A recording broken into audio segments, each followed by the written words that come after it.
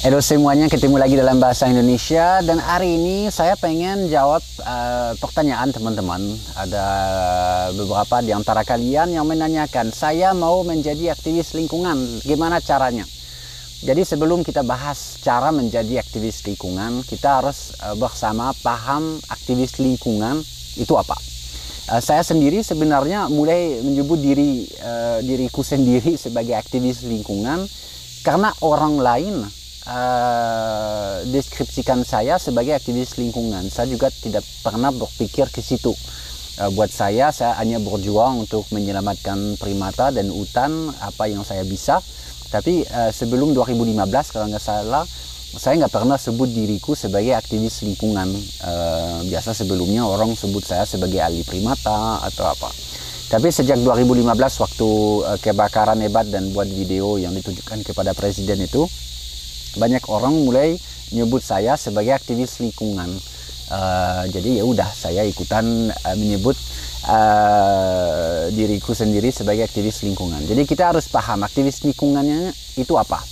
Aktivis lingkungan itu berdasarkan aksi nyata demi melindungi lingkungan. Tapi aksi nyata ada dua. Ada aksi nyata untuk berkampanye, dan itu kebanyakan aktivis lingkungan dikenal pada saat dia berkampanye untuk protes.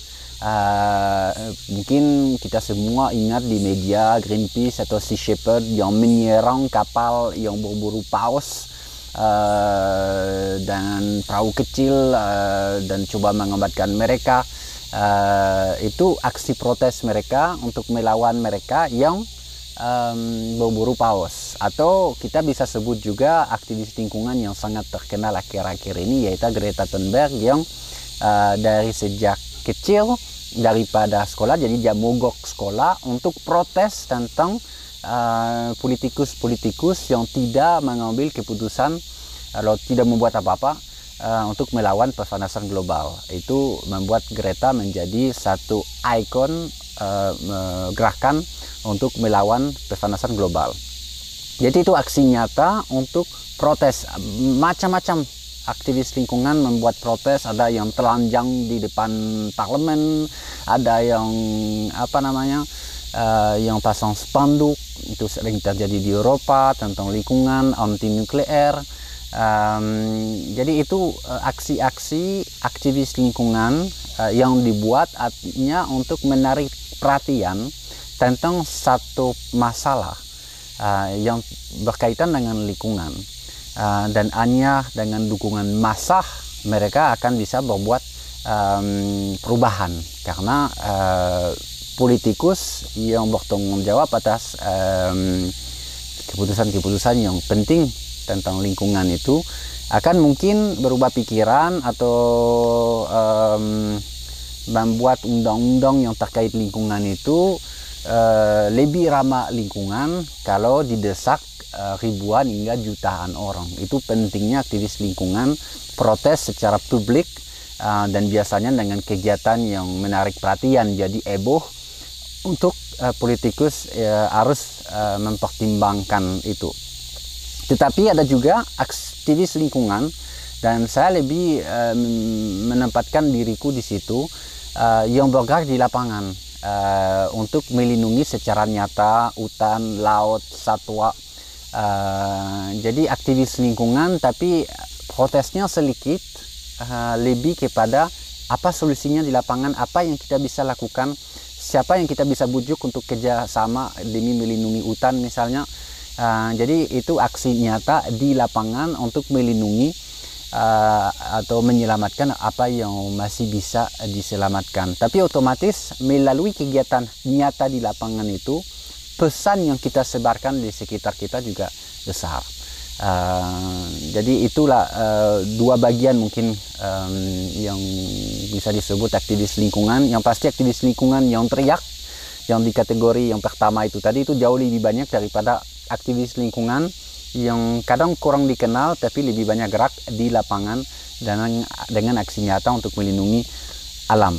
Tapi untuk menjadi aktivis lingkungan, hal yang terpenting yang harus dijaga adalah kredibilitas. Jadi kredibilitas organisasi, kalau aktivis-aktivis lingkungan bergerak atas nama organisasi, atau aktivis lingkungan kalau dia bergerak atas nama dia sendiri, kredibilitas dia itu harus benar-benar saya mau katakan suci gitu, harus benar-benar itu clean dari semua permasalahan. Greta Thunberg misalnya menerima serangan yang besar, dibilang bahwa dia cuma ngomong apa yang disuruh orang tuanya, dan pokoknya akan selalu ada serangan-serangan. Jadi aktivis lingkungan, hal yang pertama, dan itu sesuatu yang sangat penting, tidak boleh ada kaitan politik. Jadi dia tidak boleh membawa suara partai atau unsur politik apapun. Dia harus punya suara yang sama siapapun pimpinan negaranya misalnya, di mana dia protes. Karena sekali lagi kredibilitas dia hanya akan dilihat kalau dia tidak punya kepentingan apapun dari segi partai dan politik. Jadi siapapun yang mengambil keputusan, kalau dinilai tidak ramah lingkungan, harus aktivis lingkungan bisa bersuara tanpa ditekan dan tanpa merasa saya kritis yang ini karena nggak suka, saya lebih suka yang itu. Itu sangat-sangat penting. Yang kedua, aktivis lingkungan tidak boleh punya kepentingan seperti misalnya itu aktivis lingkungan teriak-teriak tentang masalah batu bara karena dia sebenarnya dia itu punya saham di perusahaan yang membangun sistem tenaga surya. Makanya dia teriak-teriak untuk boikot batu bara. Hal itu yang tidak bisa aktivis lingkungan lakukan karena dia kehilangan kredibilitas. Aktivis lingkungan boleh kere, boleh nggak punya uang, tapi untuk punya suara yang bisa didengar harus menjaga kredibilitas dia. Oke? Jadi itu mungkin itu dasar, mungkin hal yang terpenting dari segalanya adalah integritas dan kredibilitas. Dan jangan lupa, kalau kita menjadi aktivis lingkungan, kita berjuang untuk alam, jangan kita, atau satwa, jangan kita pisahkan manusia. Kadang sering dilihat bahwa ada orang yang teriak untuk hak asasi satwa tanpa mikirin manusia.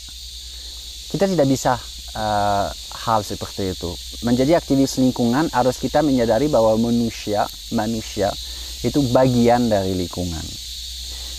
Artinya tidak jauh kalau kita berjuang demi alam, sebenarnya kita berjuang juga untuk hak asasi manusia. Kita bisa melihat di Kalimantan, masyarakat sangat tergantung dengan ekosistem yang sehat.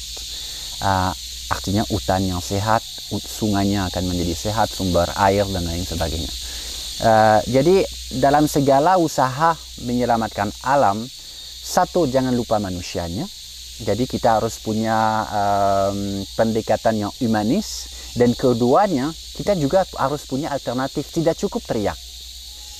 Para politikus juga mereka belum tentu punya niat jahat, tapi belum tentu juga punya segala data ilmu yang mereka perlu pertimbangkan untuk mengambil keputusan. Orang-orang sekitar politikus besar belum tentu memberi informasi selengkapnya kepada orang yang ambil kebijakan. Disitulah aktivis lingkungan harus mengingatkan, membawa data dan berteriak dengan membawa solusi. Kita tidak setuju ini karena sudah ada ini. Kita tidak mau adanya deforestasi hebat-hebatan karena ada model agroforestry yang ada.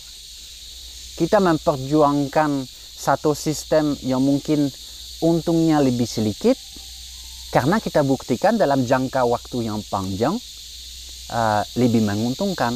Jadi aktivis lingkungan intinya tidak asal teriak. Dan tentu saja aktivis lingkungannya sebisa mungkin harus lakukan aksinya sesuai hukum.